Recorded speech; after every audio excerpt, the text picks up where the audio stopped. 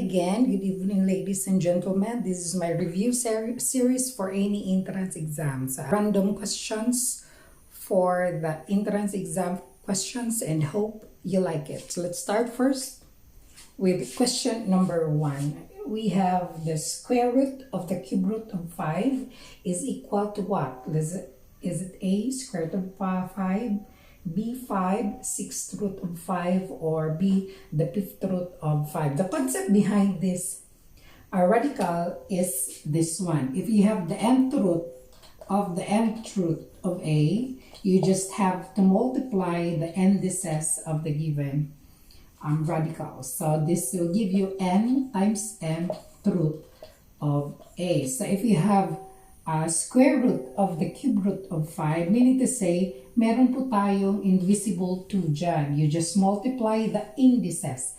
Ang tawag dito are called index. This is the index of your radical, and this is your radicand. So if you have encounter this kind of problem, you just have to multiply the indices. So if you have 2 times 3, that's square root of 2, cube root of 5. You just multiply the 2 index. 2 times 3 is 6, so you have sixth root of 5. Therefore, your answer is a letter C. Question number 2. Simplify the expression 2 plus 2 to the power of negative 1 squared. Of course, to do that, do not distribute the exponent because you cannot do that. There is an operation between that one. So you need to simplify first numbers inside the parentheses before taking the exponent. So you have now 2 plus. You know that 2 to the power of negative 1, when you have any negative exponent, that means to say you're just going to take the reciprocal. From the law of exponent, if you have a to the power of a to the negative n, this will give you 1 over a to the n. So meaning to say, if you have 2 to the power of negative 1, that will give you 1/2. You're just going to take the reciprocal of your 2 and take the negative exponent, magiging positive siya, then squared. So you need to simplify first number inside the parentheses. When you have 2 plus 1/2, again, you have this one, you multiply, and then you add. 2 times 2 will give you 4, plus 1, that's 5. You have now 5 over 2. Since you have now simplified numbers inside the parentheses, we are now ready to distribute the exponent with the numerator and the denominator. So you have 5 squared, that's 25, and 2 squared, that will give you 4. So the final answer is 25 over 4. You have letter C. If you encounter this kind of problem, do not distribute the power. Instead, you first simplify numbers inside the parentheses. So let's proceed with example number 3. Okay, continuing with question number 3. What is the midpoint of the line segments joined by the points -3, -8, and 4, 4? And question number 4, what's the distance between the points 3, 2, and -1/2? Hindi mawawala yung question about distance, midpoint, and slope. So before I answer that question, let me give first the formula in finding the midpoint, the formula in slope, and the formula for the distance. For the midpoint, you just have to take half the sum of your coordinates. That's x sub 1 plus x sub 2 divided by 2. That's for the x coordinate. And y sub 1 plus y sub 2 divided by 2. That is for the midpoint. For the slope, your formula is just simply y sub 2 minus y sub 1 all over x sub 2 minus x sub 1. That is for your slope. And for your distance, that's just simply the square root of your x sub 1 minus x sub 2 squared plus y sub 1 y sub 1 minus y sub 2 squared. So ito yun siya, ang magkakapatid the midpoint, slope, and the distance. Since the question in number 3 talks about the midpoint, so we will first take the midpoint formula. Again, your formula of the slope is y sub 2 minus y sub 1 over x sub 2 minus x sub 1. This is for the slope. Erase natin yan. So we have now the midpoint. We are asked of the midpoint of the points -3, -8, and 4, 4. Again, this is your x sub 1, y sub 1. This is your x sub 2 and y sub 2. That is for your coordinates x, y. So for the x coordinate, that is x sub 1, that's -3, plus your x sub 2, that's 4 all over 2. For your y sub 1 is -8, plus your y sub 2, which is 4 all over 2. Which implies here that when you have -3 plus 4, that's the rule in integers, in adding integers. -3 plus 4 will give you 1. Then just copy 2. And -8 plus 4 is -4. And -4 divided by 2 will give you -2. So therefore, the answer is 1/2 and -2. Letter C. That is for the midpoint. If we're going to compute for the slope, you compute the slope. So let's proceed now for the distance. The distance is just simply the square root of x sub 1 minus x sub 2 squared plus y sub 1 minus y sub 2 squared. This is the formula for the distance between 2 points given 3, 2, and -1, 2. So again, this is your x sub 1, this is your y sub 1, this is your x sub 2, and y sub 2. Substituting the given points to the given formula, you have now your x sub 1, which is 3, minus your x sub 2, that is -1 squared, plus your y sub 1 is 2, minus your y sub 2, that is equal to 2 squared. I know, you know that that's just equal to 0, so we are left with this given, -3. So again, the rule of integers, negative, when you have negative times negative, that will become positive. So that's 3 plus 1 squared.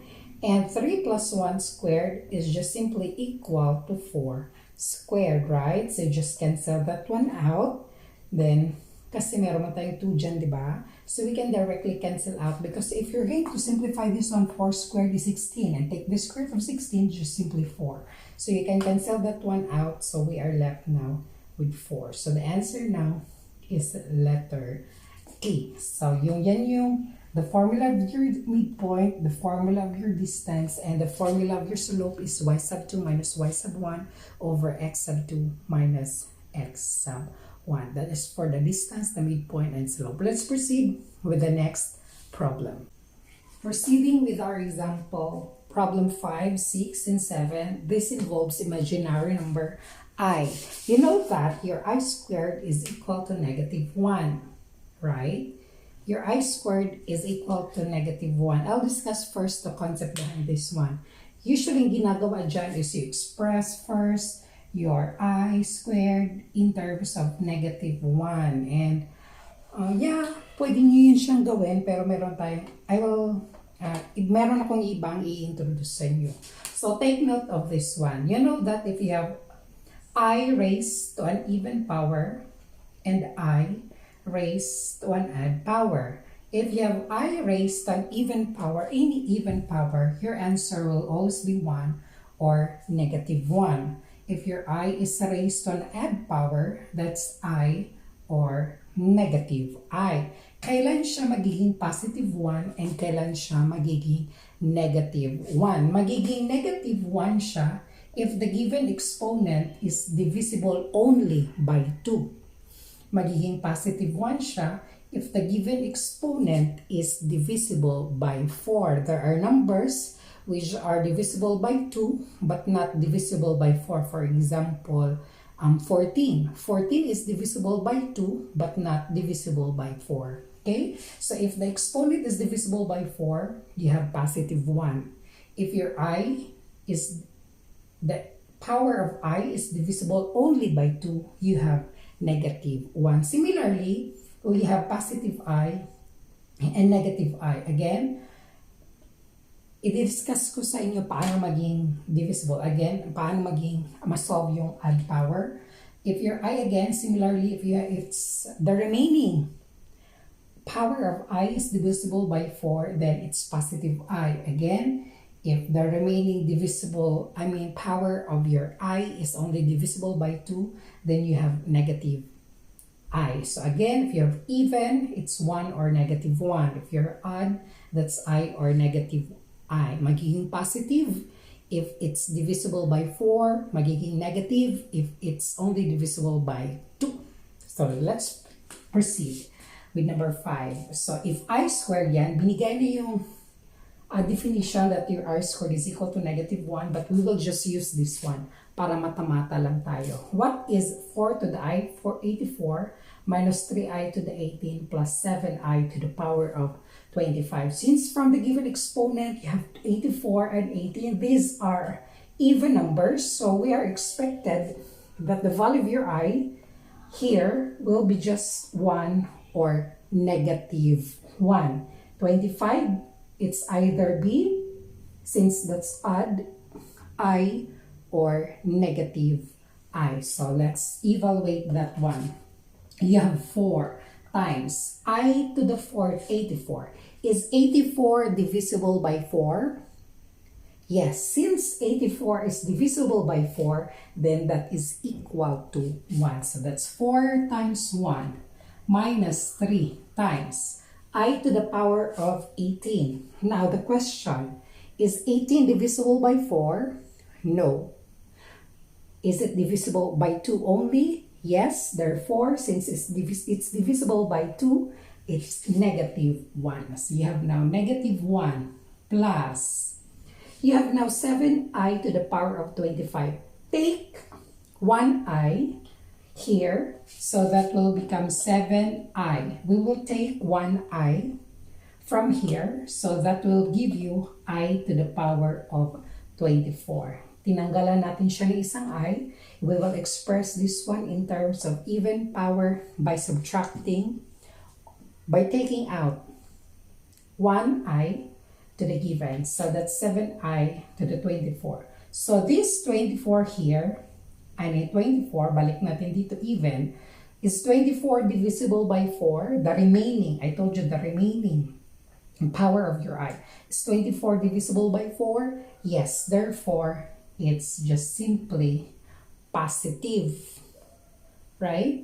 It's positive I. So, this is just simply equal to positive 1, right? Yan, positive 1 siya. So, we will now simplify 4. 4 times 1 is 4. Negative 3 times negative 1 is positive 3.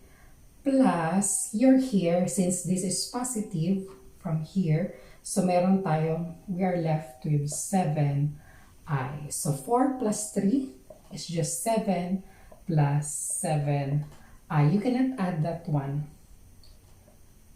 So, you have now letter D, 7 plus 7I. Do not add 7 plus 7I just like addition of polynomials. You cannot do that. They are not similar terms. You can only add that one if you have the same terms. So, that's for number 5. For number 6, what's the value of I to the 4th times I to the 30? Maybe you would think that you're gonna multiply this one. No. Ang gagawin nyo lang is from the law of exponent, which you have a to the n times a to the m, you're just going to add the exponent. That's n plus m. So this I to the 4th times I to the 30 will give you I to the power of 34, right? So from the given, since it's even, we are expected that our possible answer will be 1 or negative 1. See, since 34 is not divisible by 4, but it's divisible by 2, therefore it's negative 1. Therefore, the answer here is letter B, negative 1. Kung ayaw nyo, we will take this one by one. I to the 4th and I to the 30. I to the 4th is divisible by 4. therefore it's 1. I to the 30 is not divisible by 4, therefore it's negative 1. So 1 times negative 1 is just negative 1. So the same pa rin. Okay? Therefore the answer is letter B. So number 7, evaluate I to the 48 minus I to the 50. Again, we're just going to take a look with whether it's divisible by 4 or only divisible by 2. 48 even, so we're expected that the answer will be 1 or negative 1. 48. Is 48 divisible by 4? Yes. Therefore, this positive 1. Minus. Is I to the 50? 50 divisible by 4? No, but it's only divisible by 2. Therefore, it's negative 1. So you have now 1. Negative times negative will give you positive 1, and 1 plus 1 is equal to 2. Therefore, our answer here is letter B. So that's it for today, and see you again for the next review problems. Bye, and thank you for watching this video, and do not forget to subscribe.